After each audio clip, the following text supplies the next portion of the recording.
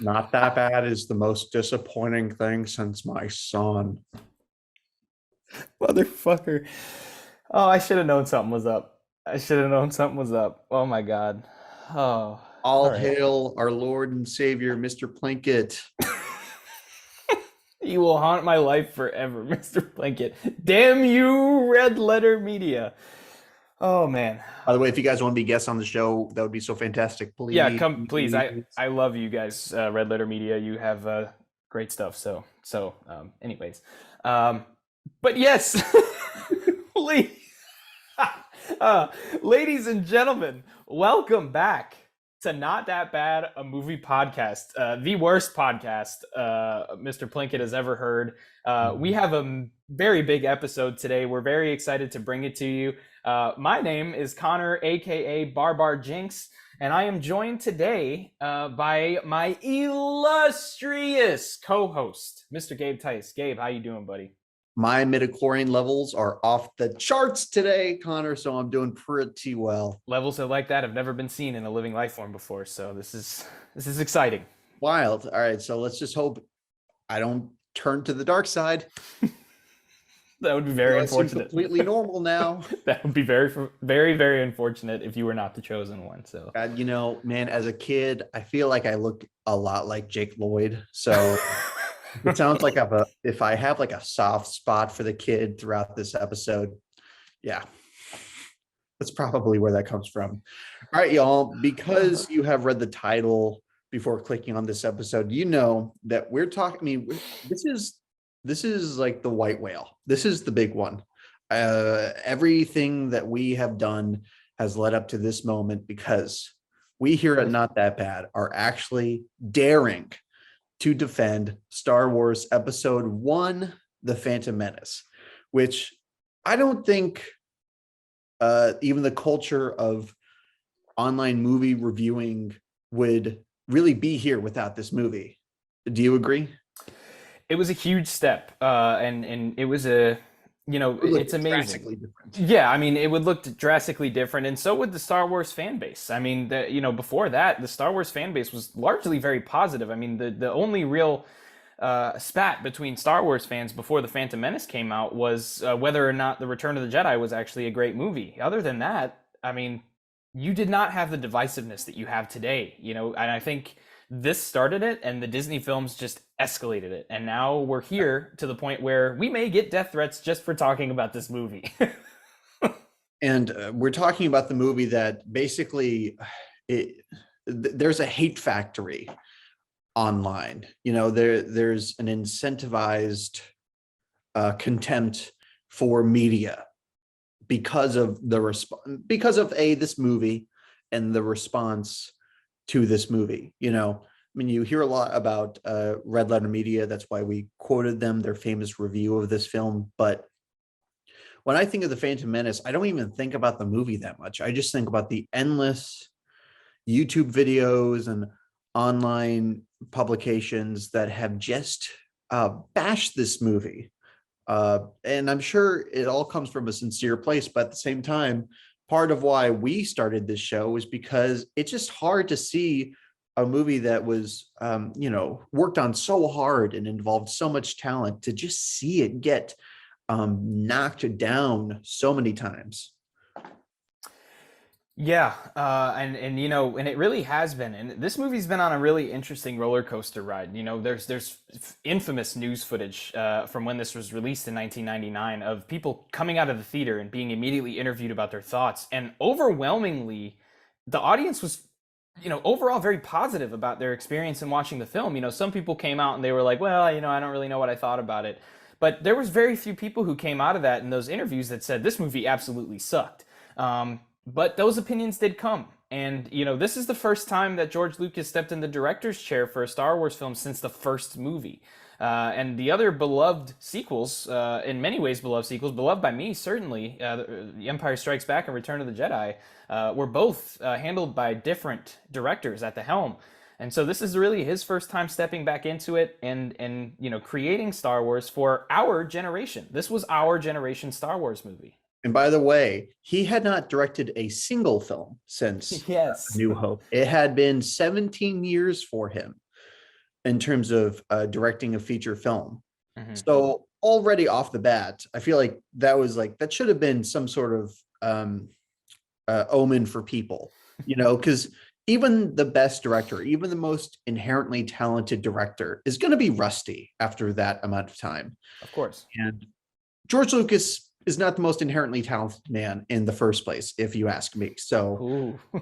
we're going to get into it, man. We're going to get into it when it comes to George Lucas. But yeah, so this movie comes out famously. People are talk themselves into liking it. At least that's how it seems in hindsight.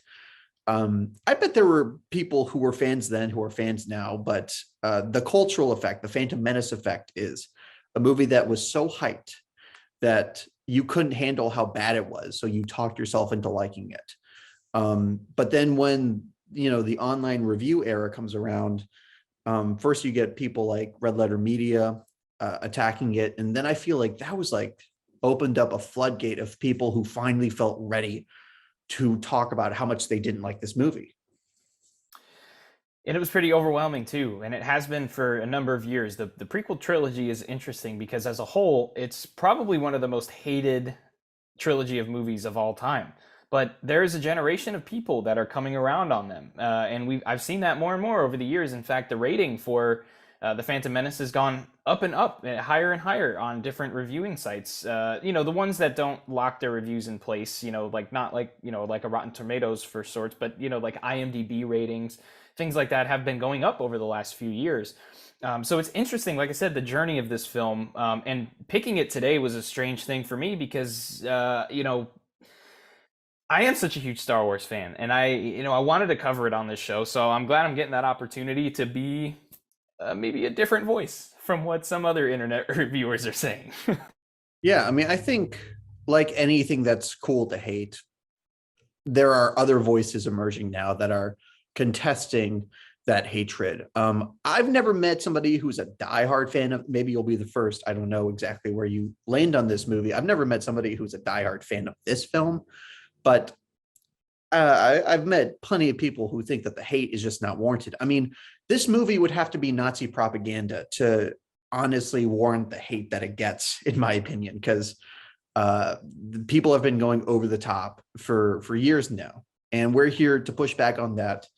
There's going to be a range here. I suspect me and Connor feel differently about this movie overall, but yeah, I do not want to jump on the bandwagon here, and that's why we're talking about it on Not That Bad. Yes, and without further ado, every generation has a legend. Every journey has a first step. Every saga has a beginning, and everyone who watches this movie has their own opinion. I think it's time we get into ours. So without further ado, let's start talking about the good. Let's start talking about the things that we liked about this film. We're going to be doing something a little bit different today with our structure that I think is going to be unique to the Star Wars franchise that's covered on this show. So getting into it first, I'd like to start with you since this was my pick. What's the first thing that you have to say about this film in the good section? So this is something that I guess everybody actually likes. This is like that one redeeming quality people have with this movie. Darth Maul. I just think dude is badass. I think Ray Parks brings awesome physicality to it and just a great sense of menace. But that was bad. But he's used very sparingly, and I think that's actually to the film's benefit because he always has a very mysterious aura about him, and I think he has as much screen time in this that Darth Vader had in A New Hope. I think it's unfortunate that they killed him off and that he didn't return in the sequels. I know he returned in like the show and then Solo, but for this trilogy of movies, I think they could have benefited from keeping him around. But yeah, Darth Maul, nobody has a problem with him. I think it would have been great to explore the character more, get some more dimension out of him. But as an antagonist, I think he is pretty damn perfect. I mean, what else is there to say about Darth Maul? I didn't put it in the good because I didn't want to be because I feel like Darth Maul is one that's so easy, and it's not a knock at your point at all because it really is an amazing part of this film, and I think it's something that even haters of this movie really, really love. And absolutely love it about this. I mean, my shirt right now has Darth Maul on it. So like, I'm a big Darth Maul fan. The inclusion of him was amazing. Fun fact: Darth Maul was actually supposed to be the primary villain of the sequel trilogy before Disney bought the rights, bought Star Wars. It was going to be Darth Maul and his apprentice Darth Talon, who originally made appearances in the comic series. She was going to be kind of pulled backwards in time, and those were going to become non-canon anymore. But I thought that would have been really interesting. I think there's a lot more to explore with the Maul character. Having read the novels that are now legends and no longer canon, I think there's so many great things that could have been done with the character. But his utilization in this film, in my opinion, is absolutely perfect. I mean, the first time we see him, it's just like a holy shit moment. Whether you're a kid, an adult, doesn't matter. It's holy shit, look at that fucking guy. And the first time he pulls out the double-sided lightsaber, I still get chills when that happens on screen. So yeah, no complaints about Darth Maul from my side. And he sort of like transcended the movie in a way at that time period. And this, like in the 2000s, like 1999 into the early 2000s, like you saw people, like if their sports team had a red and black color scheme, people were showing up with Darth Maul face paint. And there are countless professional wrestlers and so many other things in art, and some people even say the Insidious movies that seem to have taken inspiration from Darth Maul. So yeah, what else is there to say? The guy's just Ray Park did an incredible job, and I mean, it's just a great character. It's a fantastic character to introduce. A huge pro for anybody that watches this, in my opinion. But what is your first pro if Darth Maul isn't technically on your list? Yeah, so the first one that I want to say is kind of a cop out, and I hate to say that, but I really feel like it is, even though I feel very strongly about it. This is the only Star Wars film that came out in the 1990s, and I think it has a pretty distinctive like late 90s feel to it. And I love that about the film. One thing that I really was upset about for any Star Wars fans out there, there is something that is no longer in the Star Wars lore, no longer canon, as they say. It's Shadows of the Empire was a huge cultural hit in the mid 90s. First ever kind of multimedia Star Wars piece that was not a film. We had a video game, we had a novel, comic books, a soundtrack even, for something that wasn't even a film.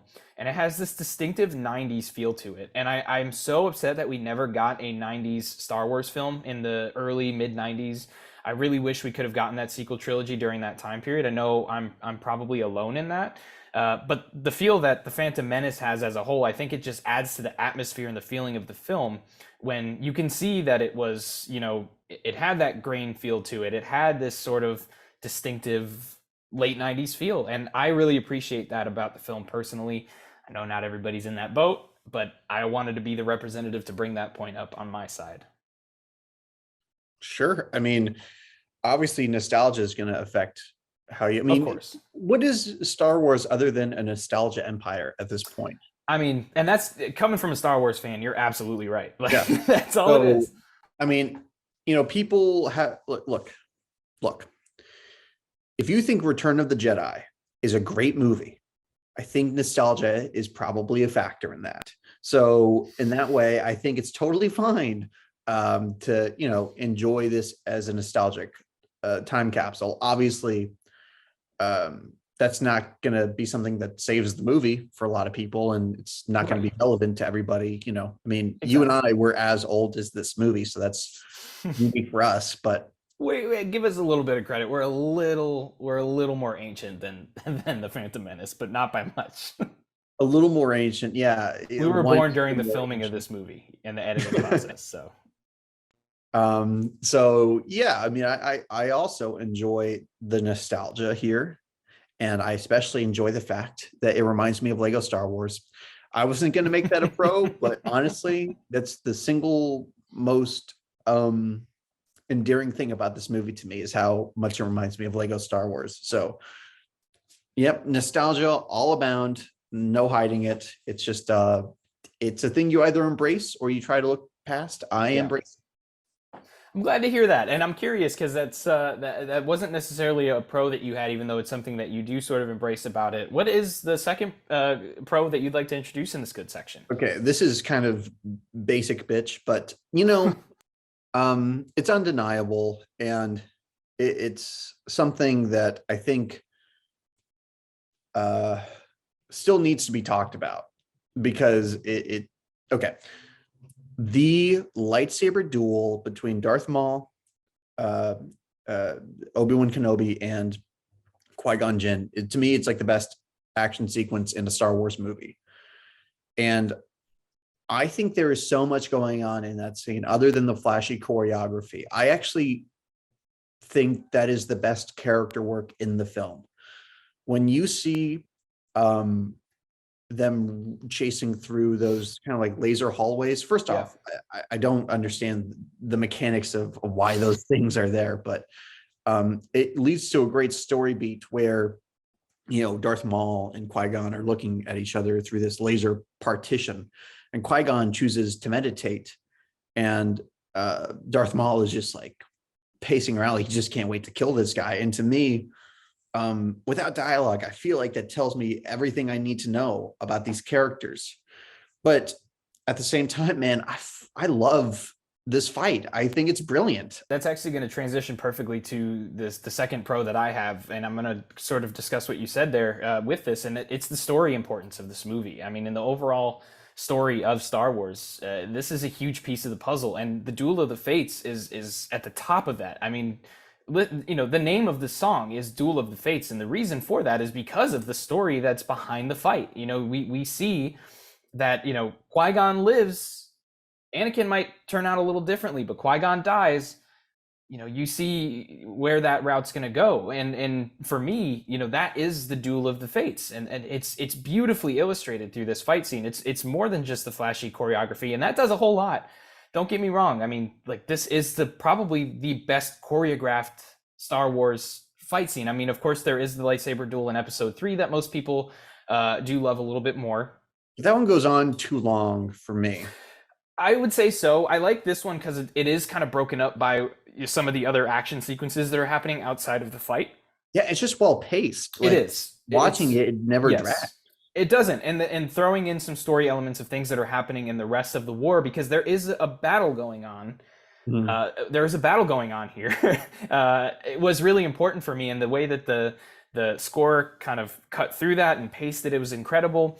And the story significance of the whole film, but basically this one moment can be boiled down to the most important fight scene in the history of Star Wars for fans of it, and it's that you're literally seeing a duel of two sides, light and dark, which I think, by the way, what you said there about the lasers kind of blocking them off, and Qui-Gon chooses to meditate while Darth Maul is pacing and hitting at the lasers with his lightsaber.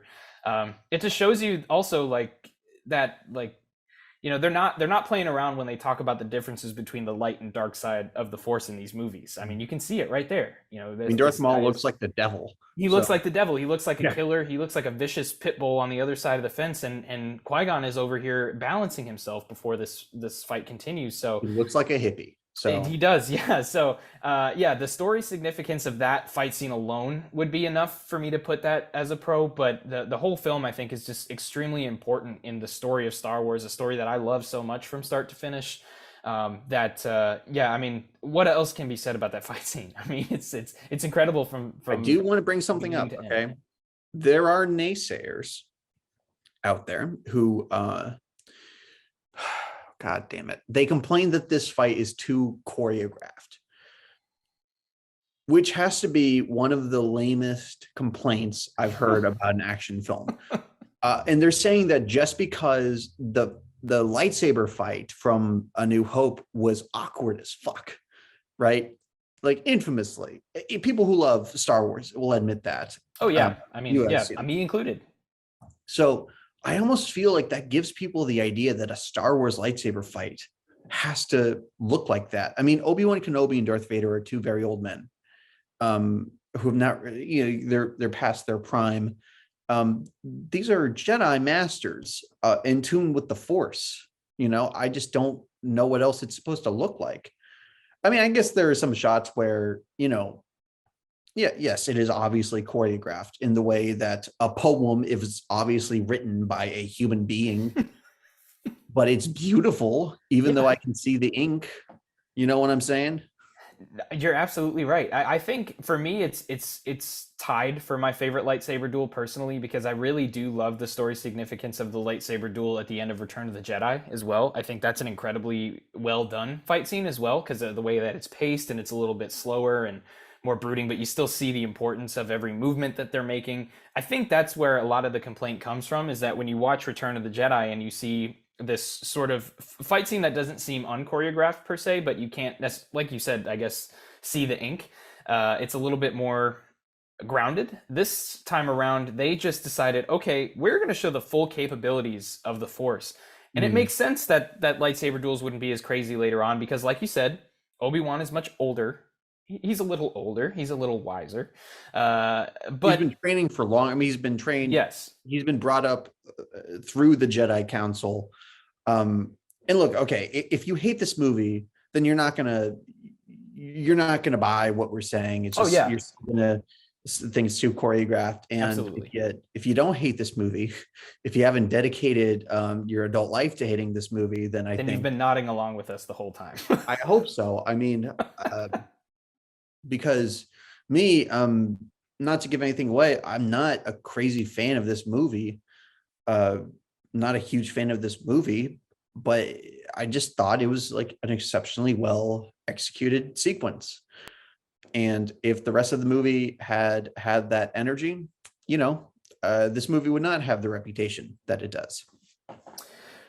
And I completely agree with that. Though I do want to jump back to you here because I did throw my second point in Hmm. the good in there. I want to hear what is do you have a final third point in the good section here? Sure, yeah. And again, this isn't controversial. I don't have like any controversial pros here. Like, what? I can't believe you like that. No, I really enjoy the pod racing. I enjoy the pod racing. And you have to remember too, in 1999, this was a pretty mind-blowing scene. Like the special effects, we will get into the special effects later, Hmm. but in this scene, um, the special effects combined with the sound design, combined with the stakes, because there are stakes to this whole sequence, I think it also came together extremely well. A lot of people have complained that pod racing is only in here so George Lucas could sell some pod racing games. Yeah, welcome to the world of George Lucas, the guy who came up with Ewoks. Okay, this is part of his mantra, but unlike the Ewoks, the pod racing has a real purpose to the story. It's a highlight of the film. One day we'll make an episode Oh about God. Return of the Jedi, but it'll be actually that bad. Oh, then we're gonna duke it out when Yes, that we will. happens. It'll be our duel of the fates. Yes, it'll be maybe we'll debate it. Maybe we'll Yeah, debate that'd be Return of the fun, Jedi. actually. I think That'd so. be fun. Um, but I just think the pod race scene is just freaking cool. Uh, and another thing, people don't have many nice things to say about Anakin as a character here, and that this Anakin doesn't foreshadow the older Anakin who will become Darth Vader. I actually think this scene is really important for him because you actually do get to see what this kid is capable of. And, you know, there's not just talk about him being the chosen one. He legit is like an extremely exceptional pilot. Now, it's not like that doesn't save the character from the other problems that there are in the writing department and from George Lucas's directing. But again, these action sequences aren't just cool. They're not just cool popcorn spectacles. I think they actually do more character work than almost anything in the movie. I mean, that's another scene that's just like, how do you not marvel at it? I mean, even the parts that are very heavily and very clearly CG don't look terrible for the time. And I I think wasn't taken out of it. it's an incredibly well done sequence. It's paced, in my opinion, perfectly because it gives you enough time to let everything that's happening breathe and to like breathe in the stakes Mm-hmm. before it goes crazy. And then when it does go crazy, it goes crazy. Some of Yeah. the shots, which I know, people have debated all the time whether or not, CG shots can be impressive. I don't care about that debate. I can tell you that when we are at a POV of these pod racers and we are going in and out, I mean, like it's incredible. It's incredibly well done. And I have to call out one of our fellow reviewers, reviewer turned filmmaker, Chris Duckman. I like Chris a lot. But he made a point in his review that has bugged me because I saw his review before I saw the movie. Mm-hmm. And he doesn't have many nice things to say about this film, per usual. Most people But don't. yeah, he said about this scene that it's almost entirely comprised of just left to right panning shots, so it all like feels the same. And then you watch the film and no, it's not. I mean, it's really not. I can, the most spectacular shots are these like wide angles where you get to see all of these, the geometry, or not geometry. Holy shit, man. This is why I went into film, because you see how great I was at math back in high school. Oh my Geometry, God. the geography of There we the go. scene, of where these pods are. You get to see everybody's perspectives. I always know where people are in relation to each other and in their environment. I mean, without doing just a little shot by shot breakdown, I just disagree. I really disagree. It's a long scene and it does not feel long. I agree. And my dumbass was about to nod along with you saying that, but yeah, I agree with you. I think that's the case for the whole film. To be honest with you, I hate to say this, but I think people just look for shit to hate. If they don't like a movie, they kind of just look for other things not to like about it. And diehard Star Wars fans are guilty of it. That's coming from somebody who's Yeah. I'm a baby when it comes to Star Wars, dude. Like I love it. I love it all. So it's like that's not true. I don't love it all, but that's a conversation for a later time. That being said, fans of these movies and fans of movies, when they don't like something, they do tend, especially on the reviewer side, they do tend to look at it more, I guess, kind of cynically. They'll look for more things to hate, and I think in what you discussed there, that's the case. I don't truthfully see how anybody could hate this pod racing scene, unless it makes them sick, which, as somebody who gets motion sickness, I relate to that. But it's still an incredible sequence. I don't see how anybody could hate it. And I'm really glad to see it in your good section here, even though it is something that, like, the audience as a whole, I think, can pretty much agree is pretty cool. And I suspect that when audiences in 1999 were still, largely enjoyed this movie and it still had a good reputation, it was because of things like this. Like, it was probably because of the pod racing scene, because of the lightsaber duel scene. And, there are a couple of other action sequences that I don't have time to highlight, but aside from the very first one, with all those droids, like all the droid action is pretty useless to me, but I actually think, the action is generally like well done, if not exceptional, like in this scene. Agreed. I agree with you there. All right, but that's my last positive. What is yours, Connor? Yeah, I was going to play it safe here, and I was going to say the score, because that's a safe one to say. Mm-hmm. But I think I'm going to go a little bit off script for myself here. And I'm not going to talk about the score, because we already know how great it is. We already know, what a legend John Williams is. So I guess I'm going to get a little controversial for some, non-controversial for others, and say, by and large, I love the characters in this, man. Big fan of Padme, big fan of Qui-Gon, big fan of young Obi-Wan, Darth Maul. I think so many of the characters in this do very well. I love Boss Nass. Why the hell does he shake his face when he makes a deal? I don't know. I love it. I love so many characters in this film, and to me, the highlight of that would be the characters of Qui-Gon Jinn and Padme. I think getting to see where some of the traits for Luke and Leia would eventually come from, because that was a lot of how Padme was written throughout these films, including this one. She's very young, she's very proud.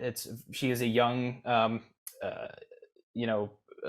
royalty, just like we saw from Leia in A New Hope.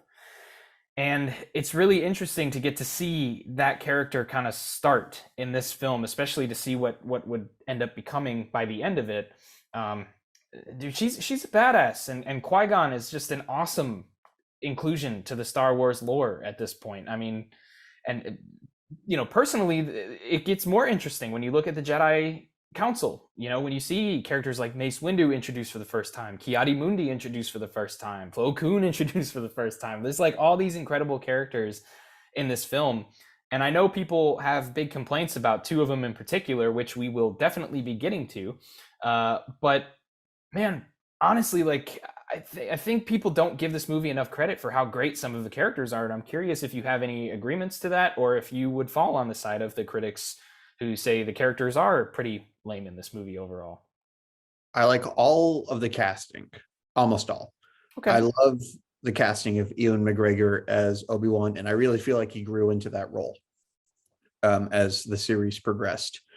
I would say the character I like the most is Qui-Gon, and I actually do like Qui-Gon quite a bit. I've heard him described as boring and stoic. I actually think um, Liam Neeson really knows how to pull off this kind of like Zen but badass Yes. space hippie. There's a lot of subtlety to what he does in the movie. I do, and I think again, we're going to get into George Lucas and his famously limited abilities as a director, but he sure as hell. Man, you're just taking fucking haymakers at George Lucas today. Oh my The god. man is used to it. I mean, I'm sure he'll be wiping his tears with his fucking $100 bills at Skywalker Ranch. Hey, say But what you will, at least he had a plan from start to finish when he started making these movies. ooh, Just want to burn, throw that out there. damn, Kathleen shade. Kennedy. Who I think is exiting Disney or Lucasfilm. Please. Oh God. Don't want No, to show my cards here. Never mind. But continue. Liam Neeson, he's like good at stoic characters like that. He's good at bringing nuance to them and personality. So, yeah, I do genuinely enjoy Qui-Gon. It's ironic that the person who has the least influence, like none of our legacy characters, like Obi-Wan, make that much of an impression on me. But this one guy who's only here for one movie really did. I like Padme. Again, I feel like that character evolved more. Ironically, I think she's at her best in the second movie, I which agree. um, but I think on paper there's like some pretty interesting potential dynamics. Padme's royalty and Anakin was a slave, right, from childhood, and a different director could have probably done something very brilliant with that. And George Lucas tried. Try he did. By the way, he couldn't get anybody else to direct this movie. We haven't touched on that, but Ron Howard passed, Steven Spielberg, I think, passed. So he actually didn't jump at the chance to direct this. It was almost like out of necessity, which I find very interesting. Because maybe he's aware of these issues I'm talking about. I think some other director could have worked with Lucas to really bring out everything I'm saying, but right now it's just on paper for me. It doesn't really come to life. So that's my thoughts as far as characters. I want to say this, like, and I am a fan of George Lucas overall. There are some things that I don't think he's very good at, but at the same time, I mean, some of my favorite directors have things they're not very good at. Why does Quentin Tarantino have to put the N-word in every script? Why is Rob Zombie so bad at dialogue? These are things that, like, some of my favorite directors have these problems. Mel Brooks obviously has his problems over the years. He's one of my favorite directors. But at the end of the day, I truthfully, despite enjoying George Lucas, think that he's at his best when he can sort of be more so a producer than a director. When I do think that out of the original trilogy, like the last two are my favorites, and those just happen to be the ones that are not directed by George Lucas. And I think when you have a director like Irvin Kershner and Richard Marquand, I don't know how to pronounce it, but when you have those two directors, they're not necessarily directors that have done amazing things outside of the Star Wars films that they directed. They're not terrible directors by any means, but they're not up there with the most acclaimed directors of all time. That being said, getting to work with George Lucas and getting to help tell the story without having to drive it, I think did very well. And I mean, I agree with that in some facets. I don't necessarily agree with all the shots at George Lucas. I'm not going to say that that's a problem. Take those shots if you got them. But, I will agree with some of that. And I will say that I think Qui-Gon as a whole in this film, I want to just touch on what you said there about him, because I think it's important to note as well, excuse me, that he is so significant to the story of Star Wars, and his significance is felt in this film so heavily, despite the fact that this is his only film. It's his only time appearing as a full blown living character in the Star Wars universe. But he's so important to the story because if he lives, that really does change everything. If he was training Anakin, so yeah. Yeah. But I really I think appreciate the that's poetic irony that Obi-Wan was forced to yes, train Anakin. That was not his choice. bound by That was fate. like that was a smart idea. And let me tell you this, man, George Lucas is a great idea man. I like to compare him and Wes Craven a lot because I feel like they both have this thing. They're both great idea men. But either due to their own insistence or whatever, they write their scripts by themselves, and they don't have people to directly either challenge them or course correct when some of those ideas aren't landing. Yeah, so a lot of really interesting things set up here, but the execution is where things start to get messy, and I think that's pretty great transition to our bad ugly section, our combined bad ugly section.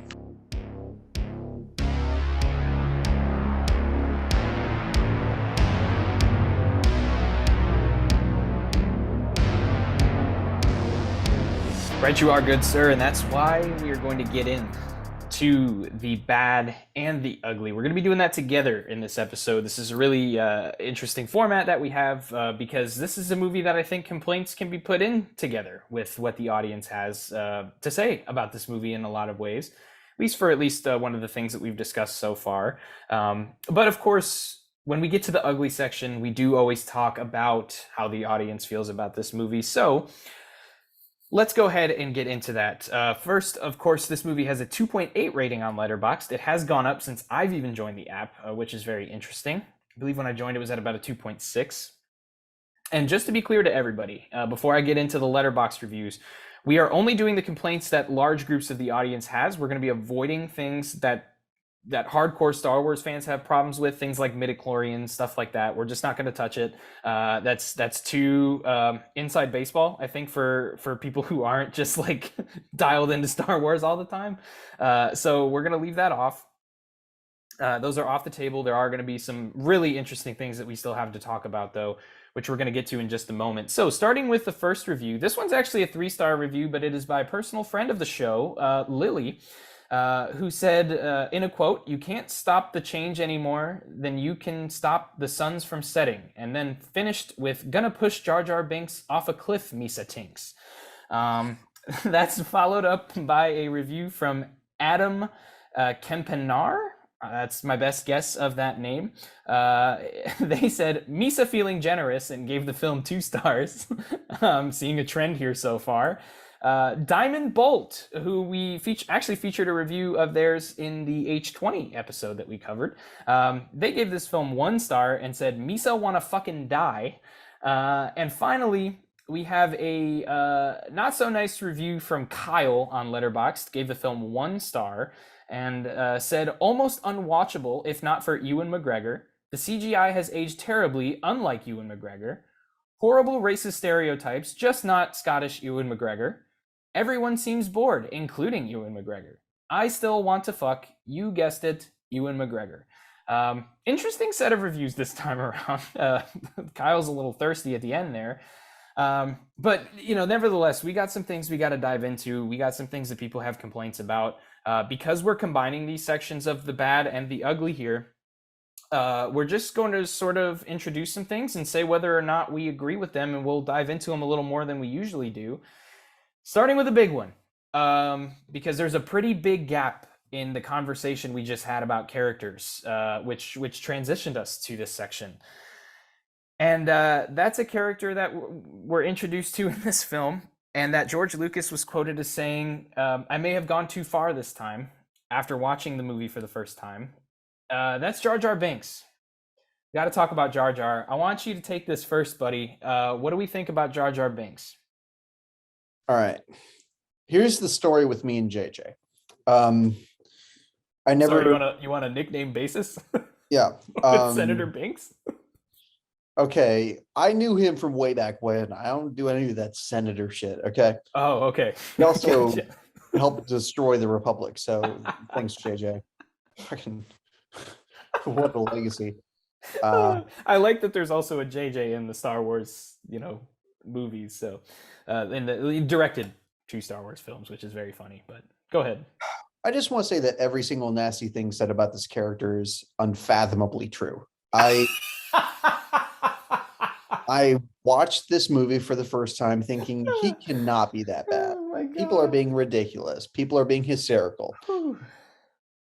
Not to contradict the theme of our show, but he is that bad. Um, he's wretched. He is deeply offensive. Wretched. He's a grotesque stereotype. Oh And no. George Lucas should have apologized for this. He did the opposite. He like made Jar Jar Binks central to the Star Wars mythos Oh my god. in one of the trolliest moves I've ever seen from a mainstream director. And I almost respect that. You know, that's the thing about George Lucas. He does not care. He called Disney a bunch of white slave owners. He does not care.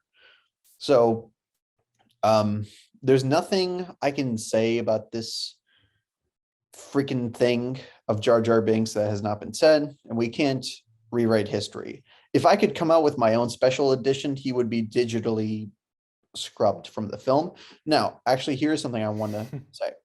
I want absolutely no hate directed to the actor.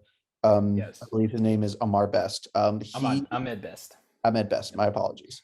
He and Jake Lloyd went through hell after this movie was released because people can't tell the difference between a bad director and a bad actor, or bad direction in a bad actor.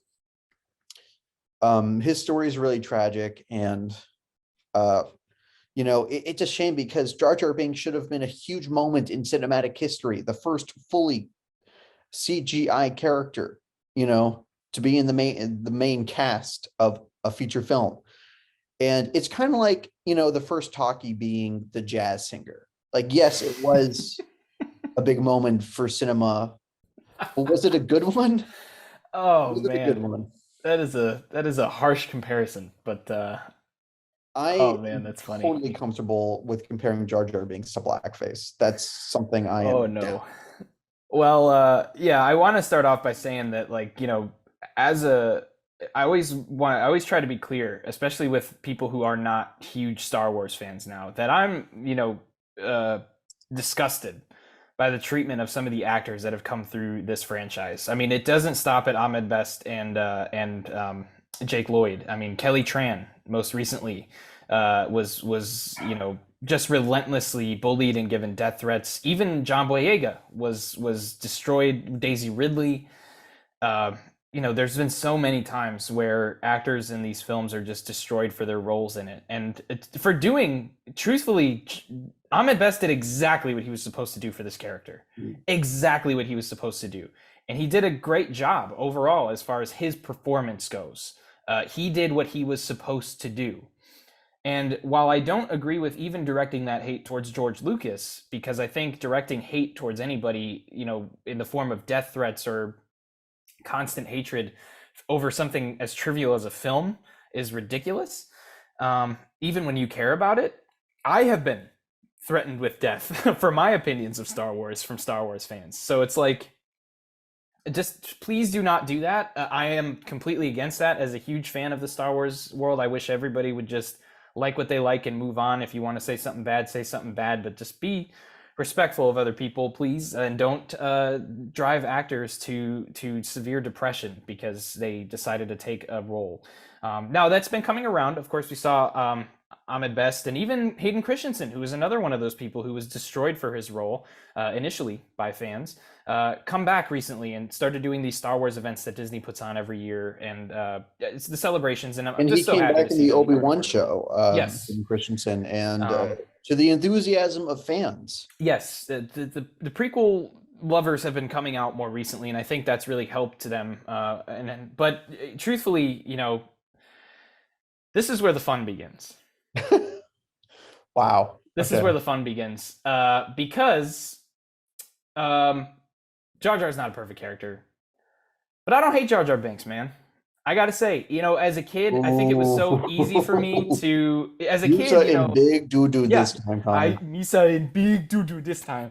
Yeah, honestly, man, like, I think it's truthfully just because of how severe the hate for this character is. I mean, people Hmm. talk about him like he murdered their fucking whole family, and that's how people talk about Jar Jar Binks. And so, for a while, I was one of those people. In fact, I had a friend who watched Star Wars for the first time when I was in high school, and they told me their favorite part of this film was Jar Jar Binks, and I scolded them.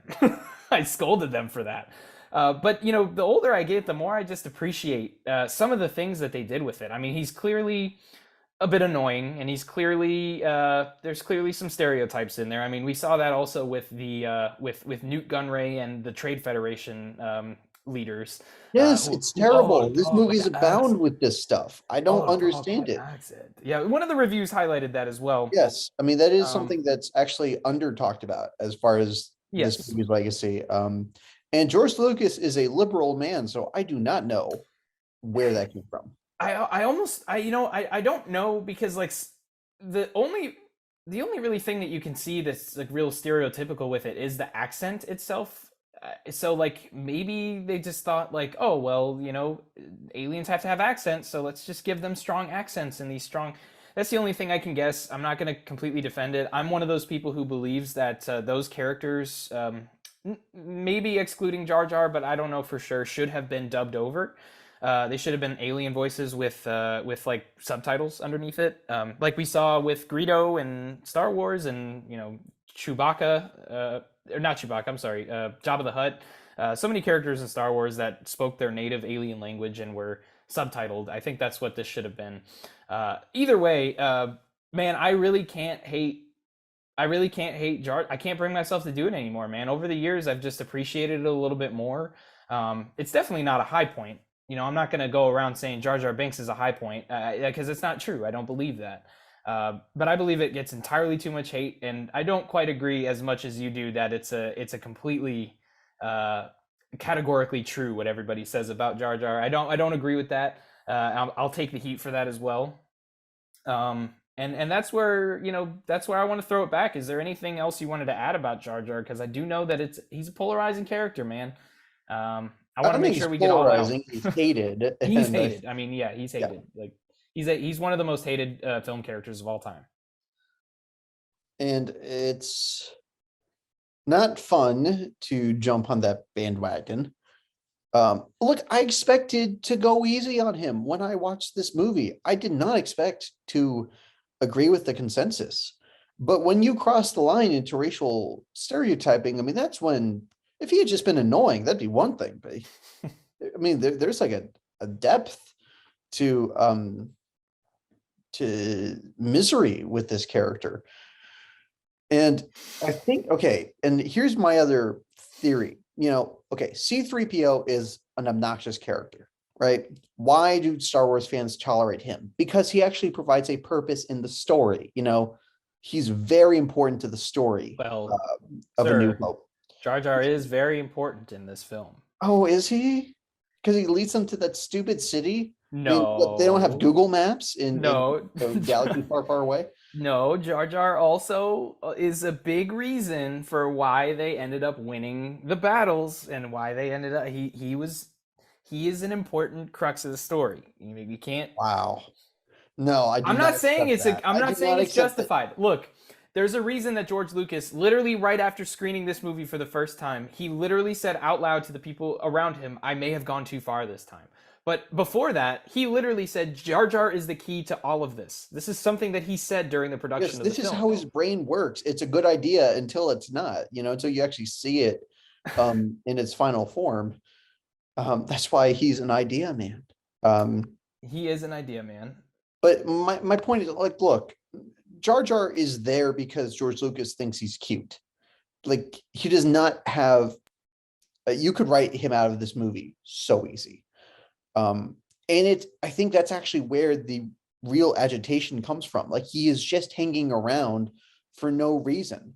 And that's where an obnoxious character goes to, that transcendent level of, like, hurting the movie for people. Because again, C3PO is fucking annoying as shit.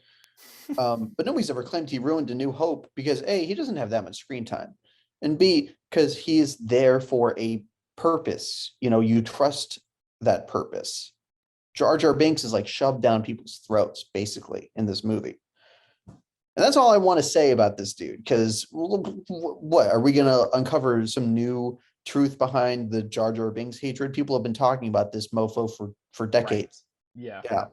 Yeah. It's not the most interesting thing about this movie for me. So why don't we move on and see what else people have to say about this flick? Yeah, well, we've touched on this one a little bit. I just sort of want to get our final nails in here on the bad acting. I mean, people really think that this movie has just terrible acting from up and down the cast. I mean, even some of the principal characters they think do not do a good job in this film. Any final thoughts on that? I know we've touched a little bit on the acting so far, but anything you want to drive home about this? I agree with it to an extent. I mentioned Liam Neeson as being somebody who actually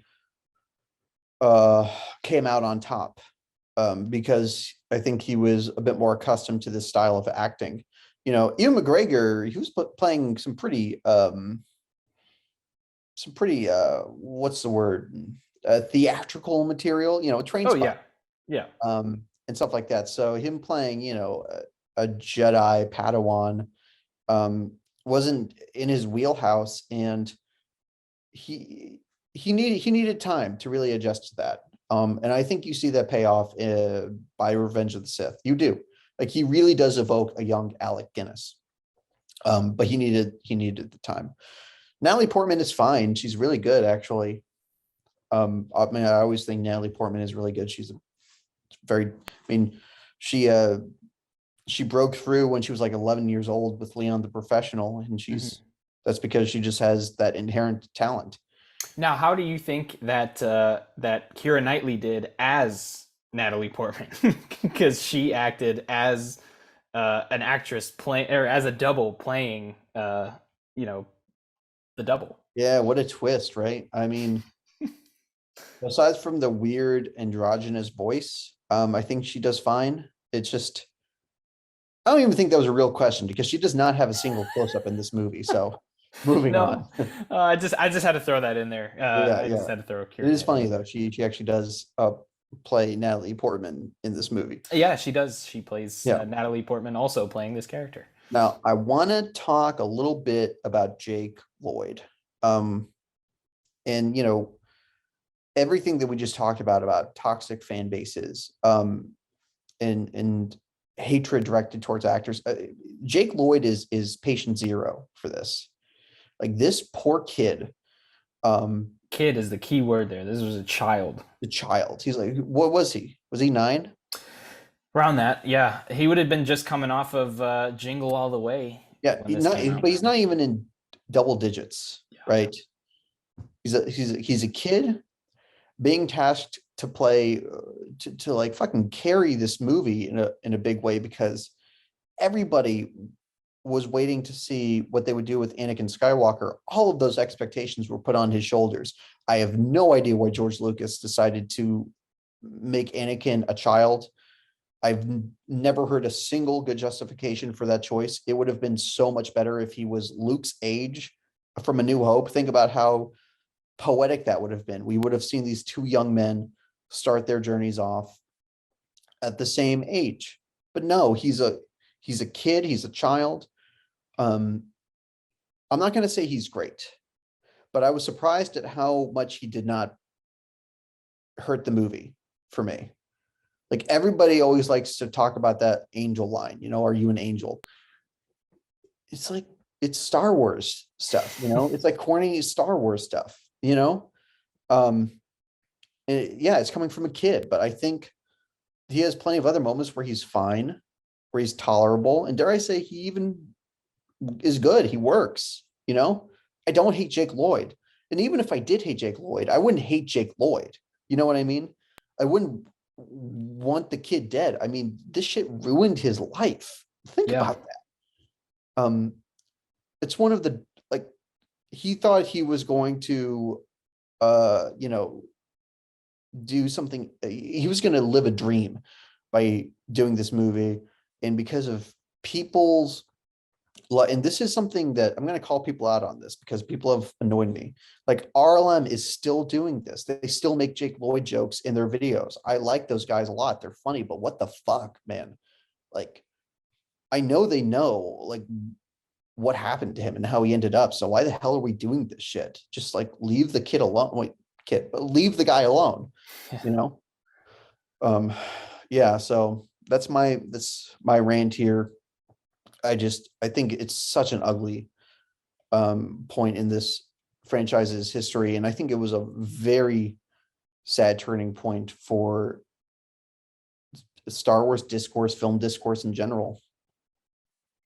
Yeah, man, especially considering like I actually don't agree with this point. I don't have any complaints about the acting. I don't think it's perfect, but at the same time, like, like this is Star Wars we're talking about, and like it's given us some great performances over the years, but it's not like everybody in Star Wars is the greatest actor that's ever lived. That's just not the case. And that's partially what made those original trilogy films so great, is that like they didn't originally use actors that were huge at the time and were, known as these fantastic actors. I mean, Alec Guinness and Harrison Ford had, established themselves a bit before that. But, like Mark Hamill and Carrie Fisher were like TV actors at that point. I mean, they weren't huge deals. And so, like when you look at this film, most of my complaints with how the performances turned out are going to be with something that we talk about a little later. But the one that I really want to highlight, because I agree with you what you said, I don't agree with your Ewan McGregor criticism there. I do think that I think he did a good job of playing somebody who was clearly like uncomfortable with his role and didn't really know where he belonged in the story, because that's what he was supposed to do. So that's, to me, is what I take out of it. I don't know if that's what they were intending. That's what I take out of it. But that being said, Qui-Gon is played beautifully by Liam Neeson. I think Padme, I couldn't imagine another actress playing Padme. Natalie Portman did a fantastic job. I think she did great. But, talking specifically about Jake Lloyd, because he is really what I think people talk about when they talk about bad acting in this film. I think they just say it's got terrible acting, and what they mean is Jake Lloyd's not a good actor. And I don't agree with that. I think there are moments where he doesn't do great, but at the same time, like, it's really hard not to talk about another thing in this area. But, I want you to imagine, you're told to read something that's not good. How well are you going to deliver that? And some things are just not deliverable well. You can't, even the best of actors can't deliver, certain lines that aren't written to their strengths or written very well. So my criticism of the acting is not even there. Honestly, it doesn't bother me. I think Jake Lloyd did a fine job as Anakin, and I actually do disagree with you as well on the child part. I think it's interesting to see where Anakin started from an earlier age than Luke, because from Luke, we sort of see the beginning of his story at the end of this trilogy.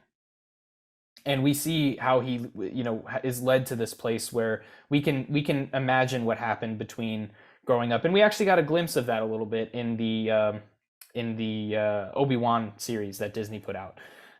In my opinion, probably the best thing that they've done. I loved it. But giving us the perspective of Anakin as a child shows us sort of what could have been, because this really is. I mean, you see his amazing abilities. You see what he's able to do for his age. You see his incredibly high midichlorian count. You see all these things that lead you to this perspective of like, this kid could go places. And it's just like, you start to think like, how is this kid going to turn into what we see later? And I think that's where the rest of the two movies really bridge that for us. So that being said, that's, I know, story related, but I think when people really complain about the acting in this, they're really talking about Jake Lloyd, and I don't agree with it. I don't think he does that bad of a job. I don't think anybody does that bad of a job. No, I think the criticism gets spread around. I've heard people say, that this is a low point for pretty much everybody involved. People think Sam Jackson is bad. Uh, People aren't impressed with Ewan McGregor here. I think he less so because, again, like we know what he grew into, Right. but I think like he just has some wonky deliveries in this movie, and that's fine because it's an awkward situation. I'm not trying Oh to yeah. hate on No, Ewan McGregor. absolutely. Absolutely. He just has it just feels like he didn't like there was no solid vision of the Obi-Wan character. Like if you asked me to describe Obi-Wan in this movie, I would say stoic and lightly like there's a hint of some kind of like hot-headedness. I do like him in the lightsaber duel because you do see some of those emotions come out, which again is another reason why I love that scene so much. But you know, I'll quote Harrison Ford when he read the script of the first Star Wars, and he said, "You can type this shit, but you can't say it." And I just think that's been the motto for George Lucas and his direction ever since. And it turns out when the only direction you can give is faster or more intense, you're not really going to get a whole lot of dimension out of the performances in your film. Well, and that's the thing too. That's something that we are going to get to, because that's a really important thing in this film, and I think that's something that a lot of people have complaints about, and I'm excited to get to that. But we do have one more stop before we get there, because people do have a pretty big complaint about the not so much the pacing of this movie, but the inclusion of just so much political talk. We get so much of the politics of what's happening in this world. And people really find those scenes boring, especially the beginning of the movie. When we're first sort of building up to our first little confrontation between Obi-Wan and Qui-Gon and the Trade Federation. There's a lot of talk about the politics that are happening around, and I'm curious to get your perspective on that. Do you think it does make the film boring? And with that, would you have omitted some of this talk from the film, or all of it, depending No, on how man, you I feel? like it. I like that Lucas swung for the fences, and the comparison between the prequels and the sequels is that the prequels were ambitious but flawed, and the sequels are tediously safe for me. That's the dichotomy. I will always take ambitious but flawed. I mean, he was really trying to create a universe that was not just like people shooting lasers at each other, but Right. like, and the truth is, when you break things down, it does come down to things like um, bureaucracy and politics and all of that. I don't think he nailed it, to say the least. I was kind of fascinated by it just because I couldn't believe that some of this stuff was in a Star Wars movie. I mean, the opening scroll has the credits trade negotiations, and already I was like, whoa, this is going to be a different kind of space opera. I think there's like I think this is what the show Andor is supposed to be, but I haven't seen it. That there's like a very politically intriguing Star Wars movie out there, like a House of Cards set in space. Um, but at the same time, Lucas is still trying to make a blockbuster. Right. So he puts in a funny, goofy sidekick. He puts in a cute little kid.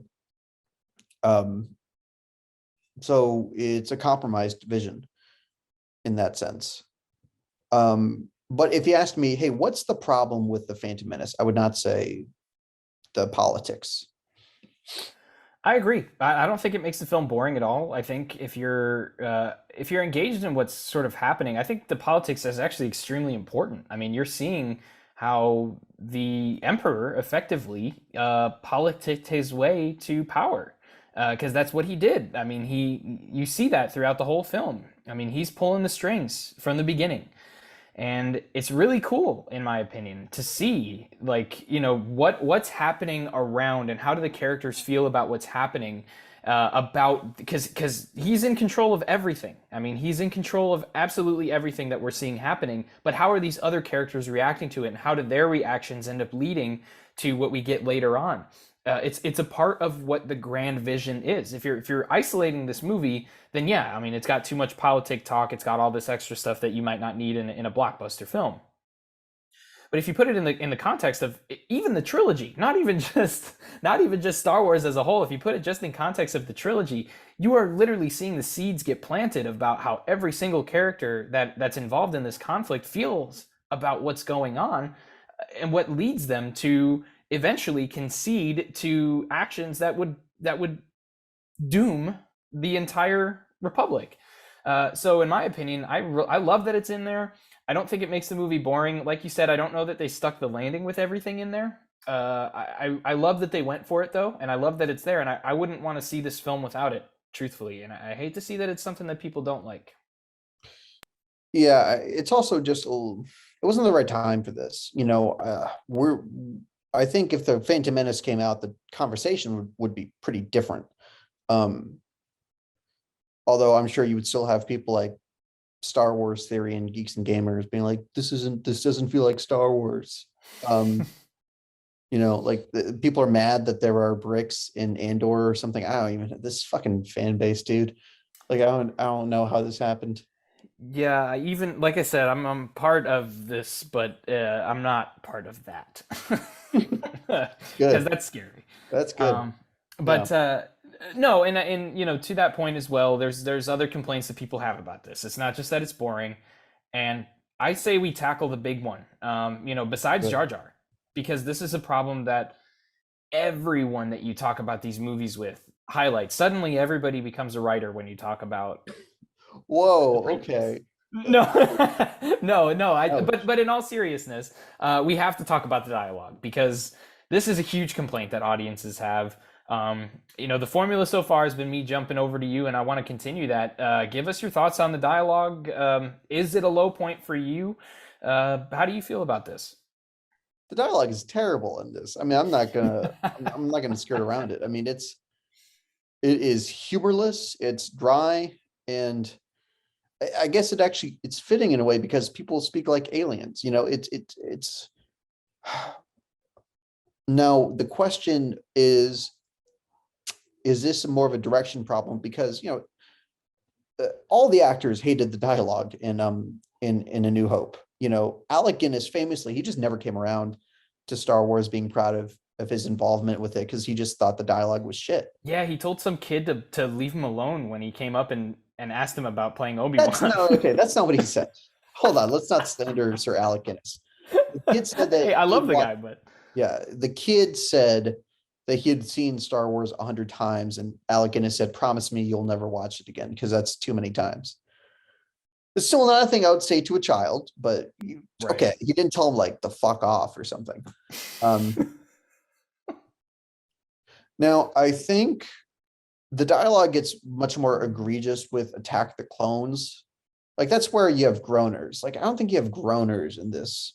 I called it terrible, but to be honest, it's just more like doesn't give much life to the film, to the characters.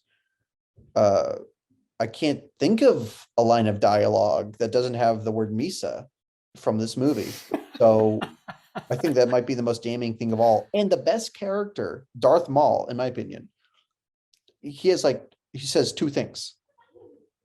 Um, like he's basically a mute character, and that's why it's kind of like Michael Myers in the Rob Zombie Halloween movies. Like maybe he benefits from that. Yeah, Including Rob Zombie's Halloween 2 forced reference. There we yeah. go.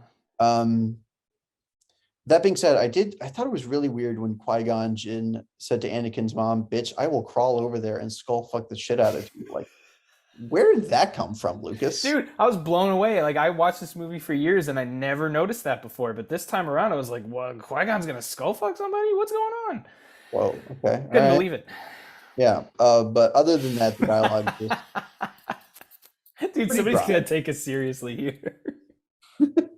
Yeah, we I saw know the it's good. unrated version. Yeah. Yeah, so let me return it back to you since, I have a feeling you're going to come down a little differently.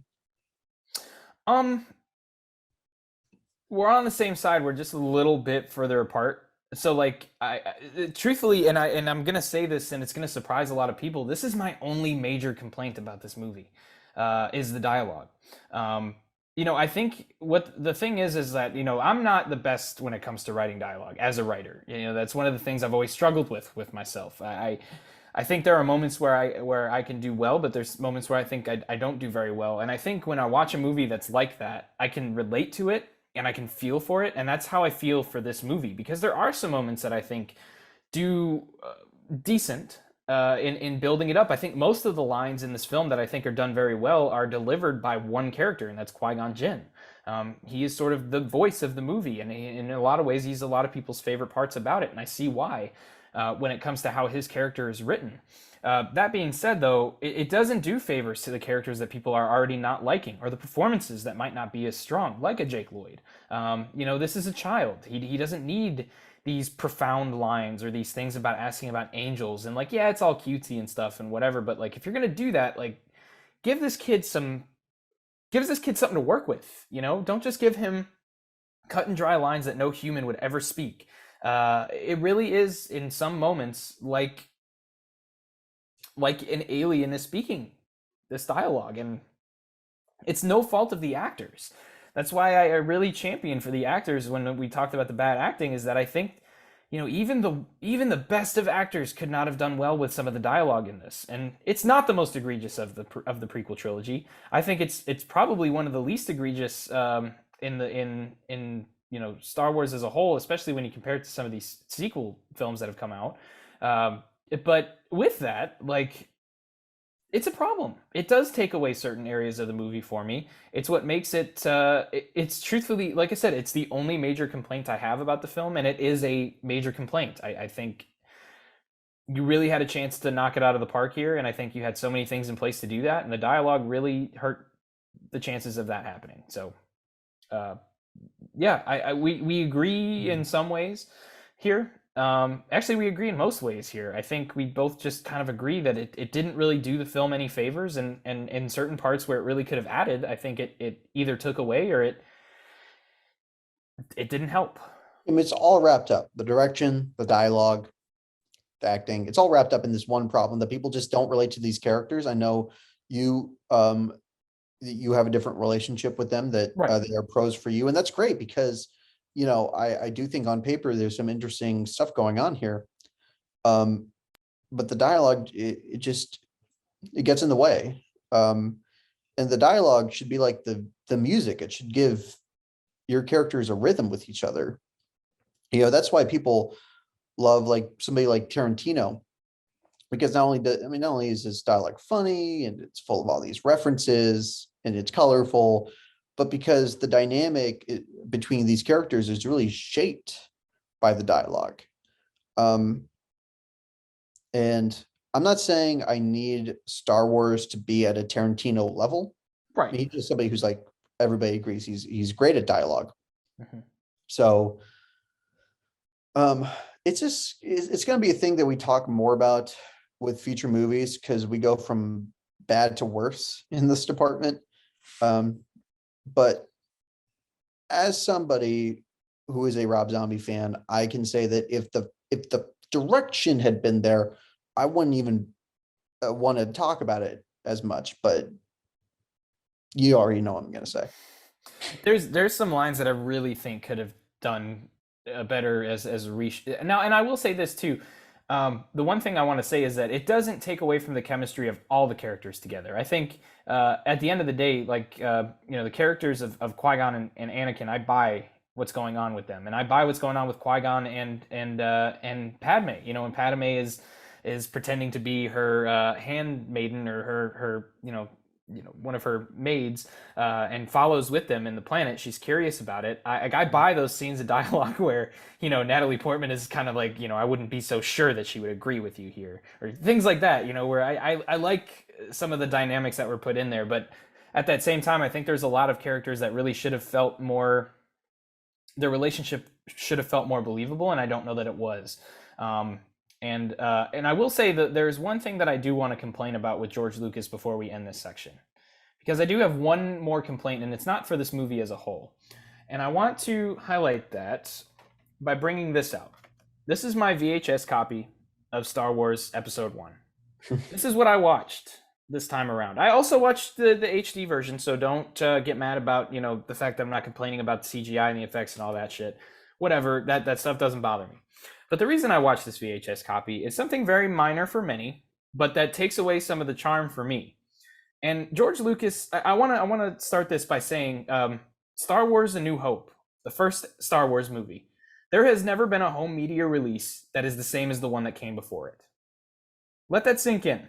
There has never been a release of the first Star Wars movie that is the same as the release that came out before it. This movie didn't have a whole lot taken out of it, to be truthful with you. But one of the things that they did remove was Yoda. They made him animated, and it doesn't work for me, man. Like, part of the charm of this movie, and of so many Star Wars films, like all of the Star Wars movies have so much charm based on what was originally in those movies. And it's sad to me that there is no technically legal way to watch the original cuts of any Star Wars film. Every Star Wars film has been edited from theatrical run to the release on DVD or home media. And I think that's really upsetting. And that's a big complaint I have about George Lucas is I don't have any problem with a director saying, my movie didn't feel complete, and now that the technology is there, I'm going to bring it back. But for the people who did enjoy your movie before it was complete, if it wasn't, let us enjoy that. I shouldn't have to watch, I shouldn't have to go online and look for preservationists who spend hundreds of dollars, thousands of dollars sometimes, buying film reels of the original theatrical runs of these movies, scanning them through and watching them that way.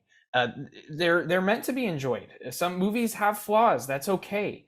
And that's one of the big complaints I have about the home media releases of the Phantom Menace, and then of course all the other films. And a big complaint I have about George Lucas is he just doesn't leave good enough alone, and he focuses some of his actions on the wrong areas. And that's a big version of that. Why take out Puppet Yoda to make him? I get it. You want to be, continuity from the first one through, but that's not how it was made. That's not how it was meant to be. That's just a minor complaint I wanted to throw in there on George Lucas, since you had brought yours up. But I don't think it's minor. I mean, there's a reason why there's such an antagonistic force from the community onto him. I think so too. And now that we have the sequels, again, there is defenders. Yeah. I call them apologists coming around on Mr. Lucas.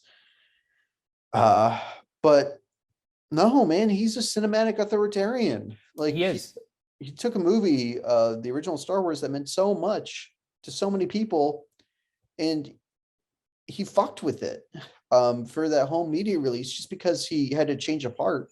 Han shouldn't shoot first. That's your opinion, man. We all I have a feature that I released, and I would love to go back and change things, fix things. I've thought about what I could have done differently, but the reality is that movie exists. You're not recrafting it. You're just poking holes in it. And I want to say too, I want to be clear about this, because among Star Wars fans, we're very particular about some of these changes. We get very granular with it about what was changed. I do really enjoy the release from 1997, the original re-release of the Star Wars trilogy for the first time since they did a final VHS release in 95. And then they did their big re-edits in 97 leading up to the release of Phantom Menace in 99.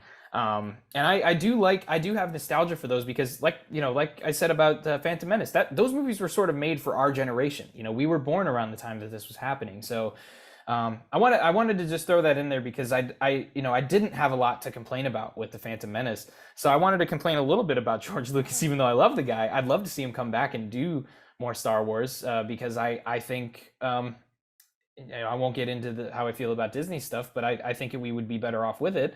That said, though, actually, I'd like to take over Star Wars if I really had a say in it. But uh, but I think every fan says that. Yeah. But you know, truthfully, like I don't have a problem with you going back and wanting to make your film better than you know, in your mind, better than you think it was. I just have a problem with the fact that, you know, like just to show the defiance, like the Library of Congress wanted to put Star Wars in there, but they wouldn't accept the 97 special edition, and therefore he told them no. So Star Wars, one of the most important and significant films in the history of cinema, is not in the Library of Congress because he will not allow for, or he would not allow for the original cut of the film to be in there. Mhm. I think that tells us all we need to know about this complaint that I have.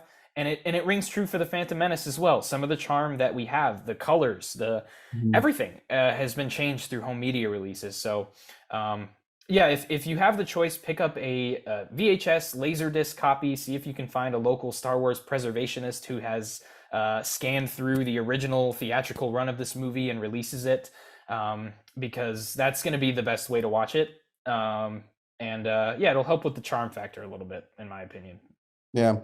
Well, I have a lot more to say about George Lucas, but I promised Connor that I would save it for Attack of the Clones. Um, that being said, I think what this moment represents is when the Emperor learned that he had no clothes. Like George Lucas was a mythic figure. People were calling him the next Walt Disney because he made a good movie with a lot of help. And the public was not aware of the behind the scenes fiasco that was Star Wars. Oh yeah, I mean his wife saved that movie. Yeah, exactly. And we know that now, but nobody knew that back then. Right. So this is a moment when, with all of his money, with all the talent that he hired, with all the cutting edge special effects, he was waving his dick around, and it just, people have rejected that. They've rejected it. Dude, that is not a pretty visual. Oh my god. Old gray bearded George Stop. Lucas. No, don't make it worse. Um, so, Oh and my god. I have nice things to say about George Lucas later because I plan to really do a little bit more of a look at his whole career, and he's just such a fascinating character and a very tragic one to me. And by the way, if you're hearing this, he has alluded to it. We will be covering episode 2, Attack of the Clones, in a future episode.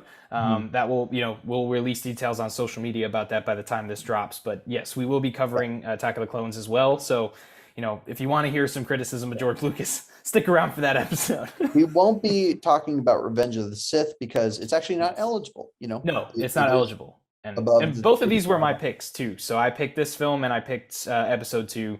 Yeah. I don't want anybody to think that Gabe is the insane one.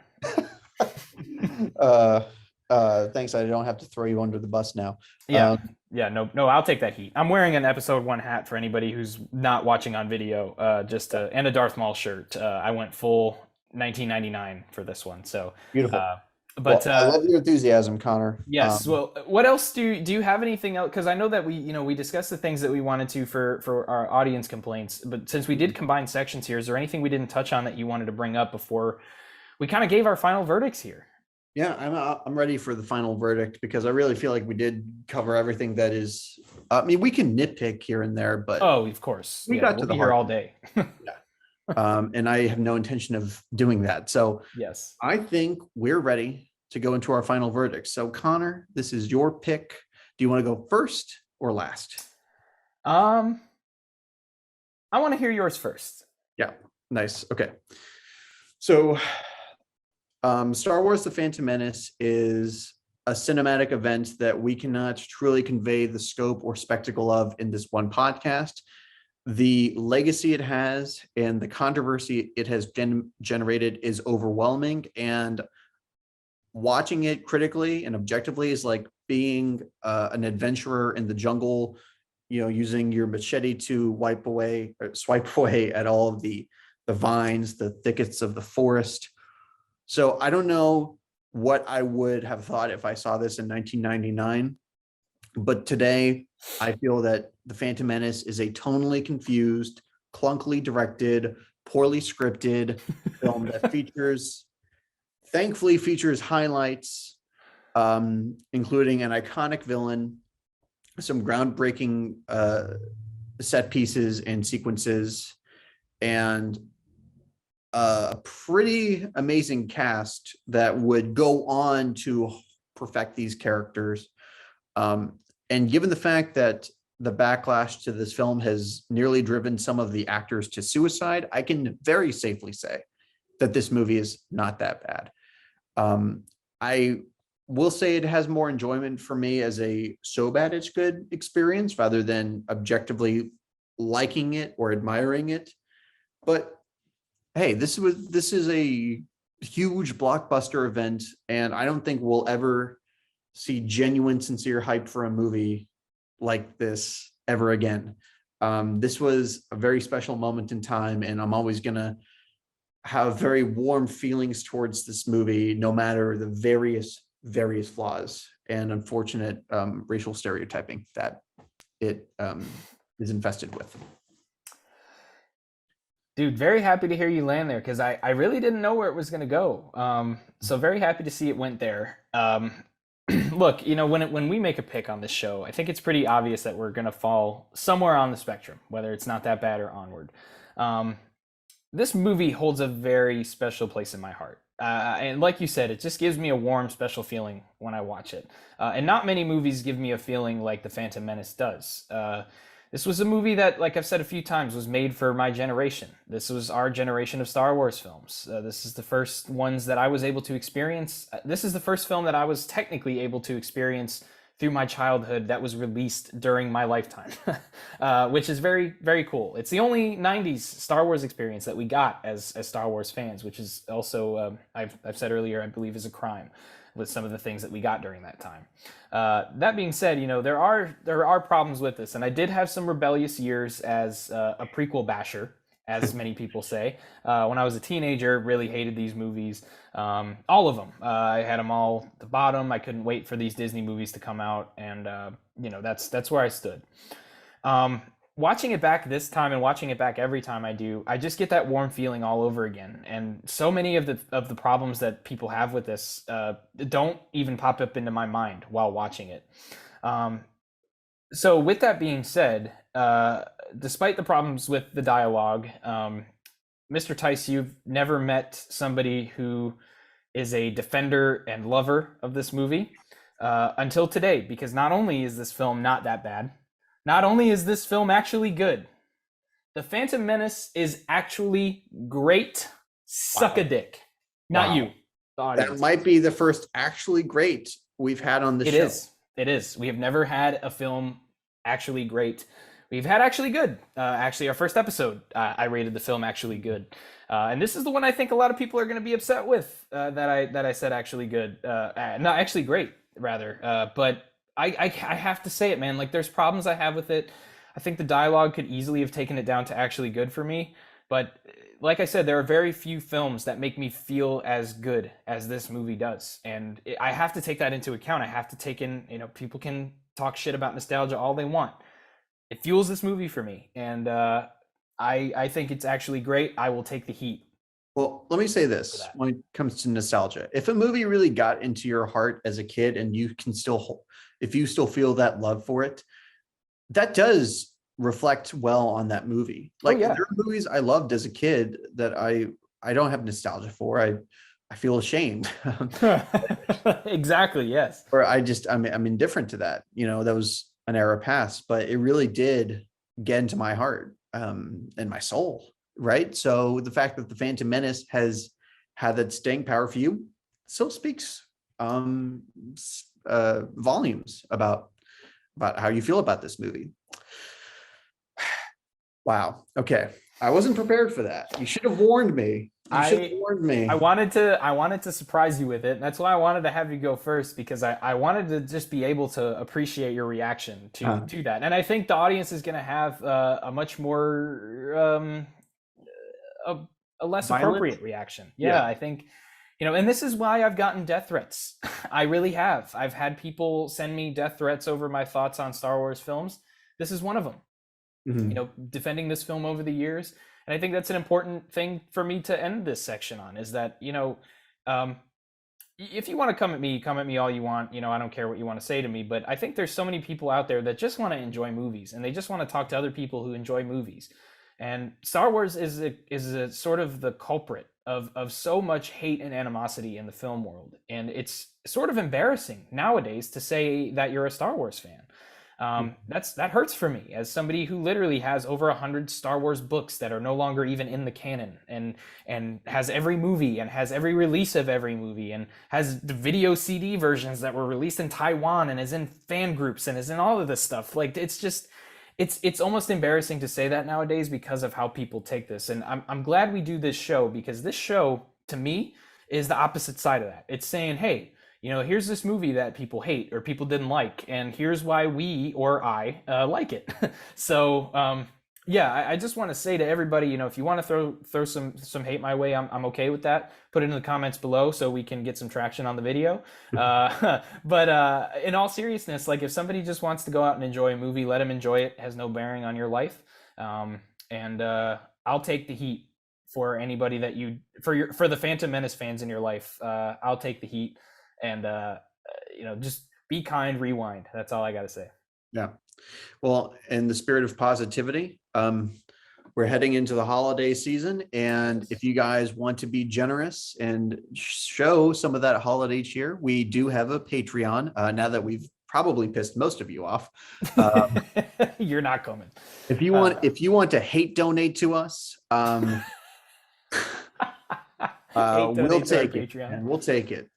Yes, we have a Patreon. We're trying to get our goal of $100 a month so that we can start producing weekly content. And you can also find us at social media on any of the platforms. I'm not sure if Twitter will still be around, but we are even on there at the moment. Yes, we are at Not That Bad. M is in movie, P is in podcast on the hellscape that is Twitter. We are also on Facebook and Instagram at Not That Bad Pod. We're having a blast with this, and if you want to support us to get us to weekly episodes, we would appreciate that. We got some cool stuff coming on Patreon over the next few months. Something I'm really excited for, and we have some really exciting things coming up on the show, and we're really excited to continue talking about movies. By the time this comes out, this is December 1st when this drops. So I just want everybody to know that we're going to have some fun things coming up for the rest of December, fun things coming in January onwards. And I just want to thank everybody for the support. It's meant a lot to us. Our success on YouTube has been very strange for me. I thought this would definitely be more of an audio thing. So thank you to everybody for making that happen. And thank you to everybody that listens every week. You know, we see some return viewers. It's meant a lot to us. So thank you, everybody, for listening. And Mr. Tice, is there anything you'd like to say? If so, say it and bring us out. Now, this is pod racing. All right, guys. You motherfucker. I'm Gabe. I'm Connor. And this is Not That Bad, signing out.